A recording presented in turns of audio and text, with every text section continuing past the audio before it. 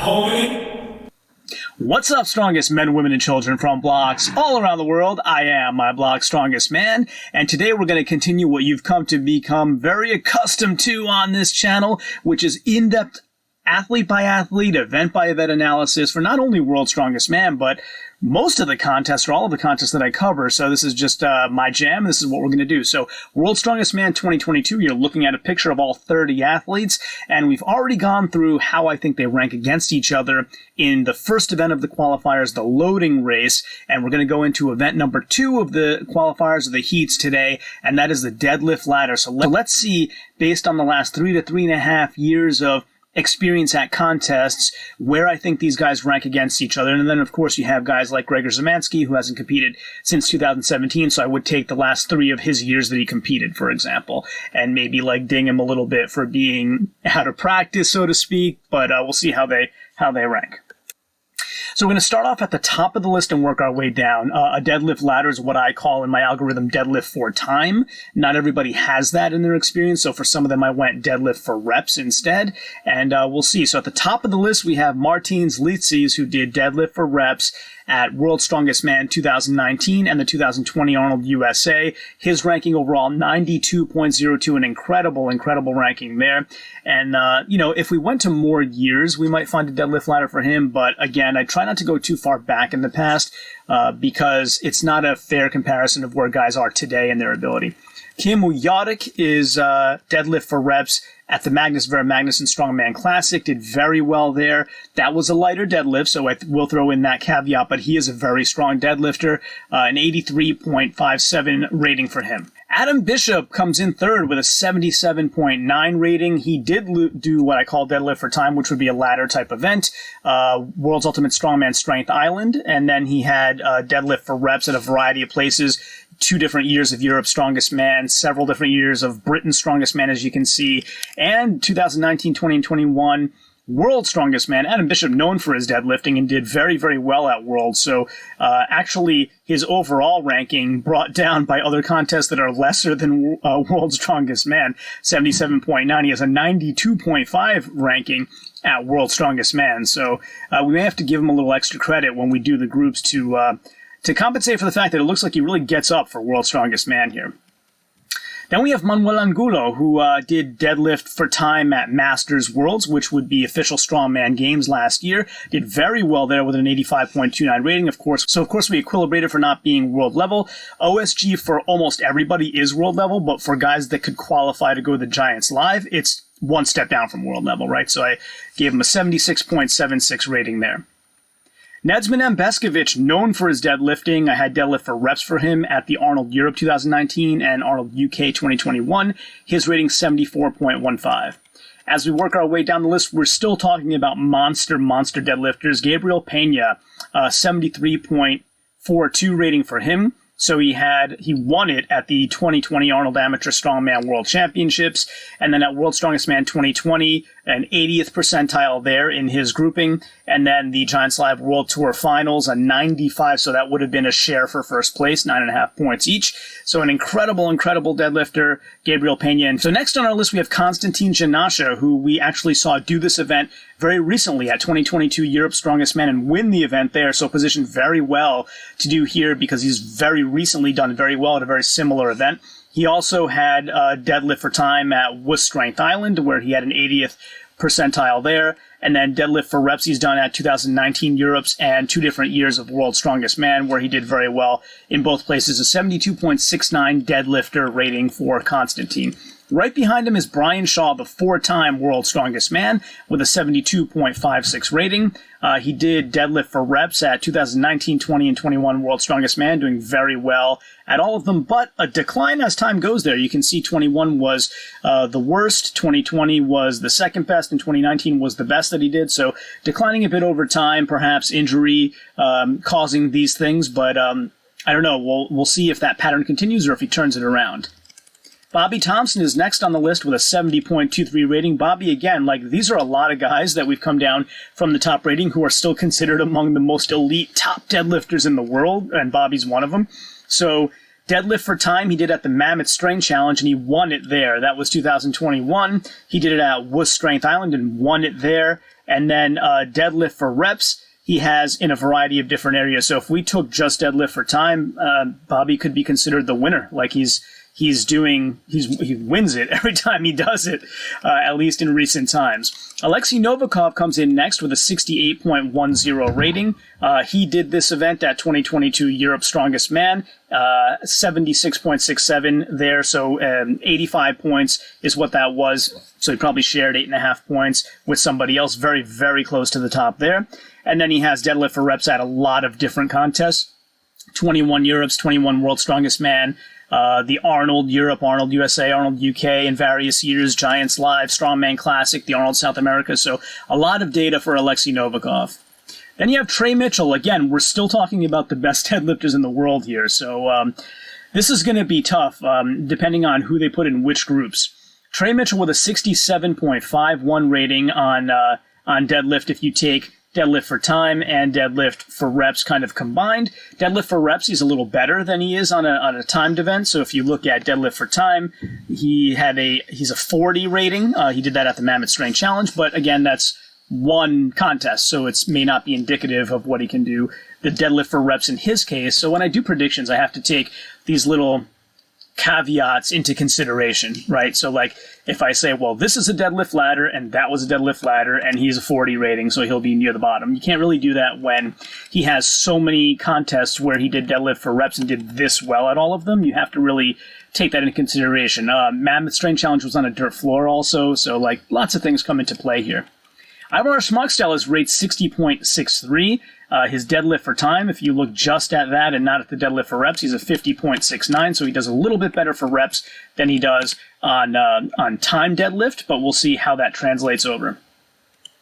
And then we have Coco, Jean-Stéphane Korobov, who is a 60 rating on deadlift for reps. He did it at Australia's Strongest Man and won it there, so again, like, he did as perfect as he could in the competition that he had, but it wasn't done in a world-level competition, so we have to equilibrate that in the math, and that's how we get the rating.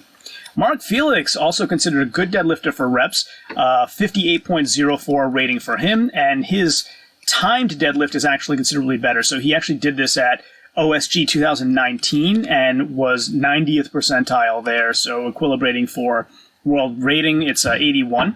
And so he does 81 on deadlift for time and 56 on deadlift for reps. So this type timed event may actually suit him better.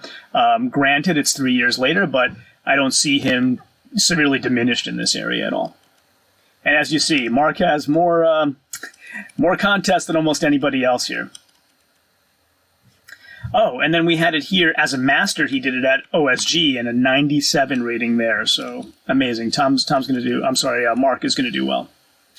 Speaking of Tom Stoltman, the reigning and defending World's Strongest Man, rates 59.25. Deadlift for time is 53.33 and deadlift for reps is 59.78, so not far from each other. He's pretty consistent in the two types of deadlift here.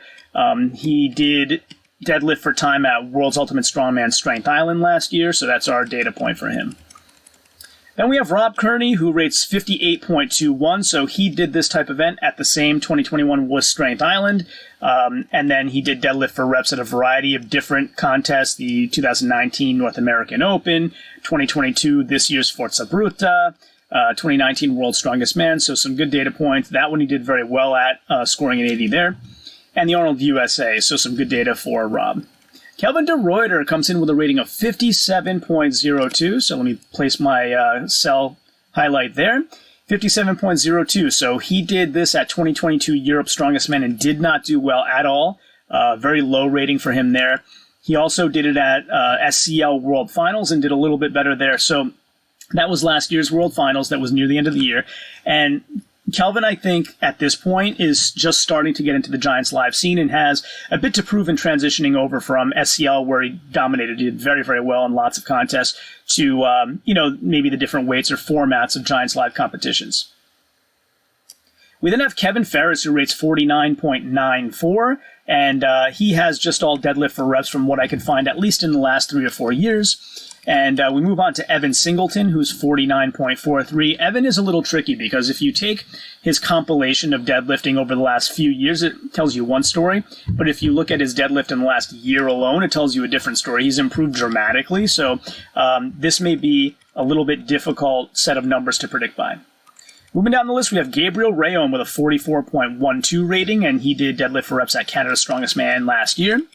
Shane Flowers with a 40.8 rating. He did deadlift for time, or a deadlift ladder, at this year's Europe's Strongest Man. Had a 46.67 there, so a slightly better rating than if you take that and his deadlift for reps combined. He's a little bit better, or I would say substantially better, on time deadlift than he is on a traditional rep deadlift event. Pao Dwyer is next with a 38.95 rating. So again, at Europe's Strongest Man, he had a 40% out of a possible 100 is the way I do it. Points earned out of points possible. So 4 points there for him. And he has a variety of different contests where he did deadlift for reps. Athor Melstead with a 35.6 rating. So at that same Europe's contest, not a great score for Athor, 26.67. So it was a 33.33, and then, of course, I equilibrated it for being a continental-type contest. And then at Wuss Strength Island, he was quite poor, actually, at this type of event. So not looking forward to Athor doing well in this event. He's going to have to make up points in other areas.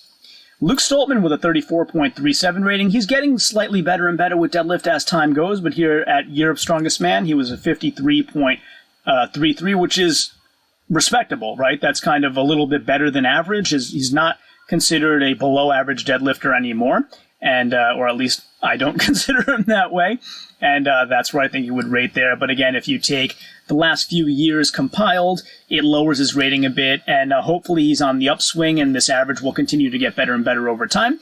We'll see, but you can't really take one contest and say that's what they're going to do. So, or at least I don't want to do that in the math. But look at all this evidence he has of deadlifting. Lots of data for Luke Stoltman. Gavin Bilton is a 30.8 rating here. So at Europe's, he was only 20 points, or 25, which I equilibrated down to a rating of 20 for him. So not great at deadlift for time for Gavin. He is a little bit better on deadlift for reps. Not near the top there either, but a little bit better on reps than he is for time. There's kind of a knock on his cardio, but I don't think that was the case at Europe's. I think he just was methodical. Like, he really took his time. He wasn't out of breath. He just really took his time. And I don't know if he'll sort of change that approach going forward after looking at the film. We'll see. And then Pavlo Cordiaca, who is good at just about everything except deadlift. Well, I mean, all these guys are good at deadlift compared to 99.99999% of the population, but in terms of his peers, it's not one of his best events. So 25.01 rating for Pavlo. At Europe's, really low score for him, as you can see, lower than 10%. Then we have Maxime Boudreau, who actually won the deadlift at the Magnus Vera Magnuson Classic, but that was a lighter deadlift than you'll typically see at Giants Live Contest. A 20.78 rating for Maxime. I couldn't find a deadlift for time for him, a ladder, unless I'm missing one. So I had to go by all the deadlift for reps. And again, Maxime is a really hard worker. He did this with Atlas stones. He went away and became one of the best stone lifters in the world. So he knows deadlift is lower for him than it is for some of the other guys. And I'm sure he'll go away and work on it. And eventually he'll have a top deadlift. It just isn't there yet. Mika Toro with a 20.01 rating on deadlift. So he did it at SCL World Finals, and, a lower end score for him as well, 33.75 there. Deadlift for reps, he actually is even lower, so he's better on time deadlift than he is on traditional deadlift for reps. And that's our list. Mitch Hooper, of course, is the one you didn't see on this list, and that is, of course, because, unfortunately, all his big contests were canceled, so I'm just looking at gym list for him. Now, I will say this. Mitch Hooper is one of the elite deadlifters in the world. I think he did a 425 raw and a 475 kilograms, that is, with a suit recently. And so when you're talking about somebody doing 475 in training, that's flirting with somebody who can get close to the world record, if not beat the world record. So at least he'd be in the conversation for it. We're going to probably see him at the Deadlift World Championships later this year as well. That's what we're all have been told and are expecting. So as far as deadlift goes, although he wasn't on this list, Mitch Hooper is near the top of the list, if not at the top of the list. So that's my breakdown for looking at all the World's Strongest Man athletes and how they actually did at contests over the last 3 to 4 years in deadlift for time type events, so we can then go ahead and group them together in a future video and predict how we think they'll do against each other in the groupings. Thanks again for joining me on my blog Strongest Man, and of course, until next time, as always, ciao, homie.